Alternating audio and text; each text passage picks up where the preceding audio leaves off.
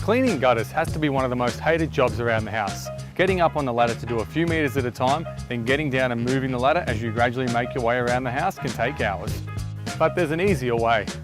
Today, I'll show you how a Karcher pressure washer can do the job from down on the ground. The way it's done is by connecting our telescopic lens to your pressure washer. This allows you to stand on the ground and use your pressure washer and still reach the gutters.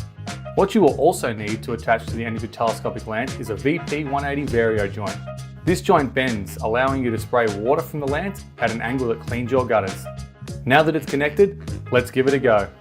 As you can see, the water pressure is strong enough to clean out all the leaves, mud and sticks in the gutters and push them onto the ground. You can just walk your way along the base of the house until you get all the way around.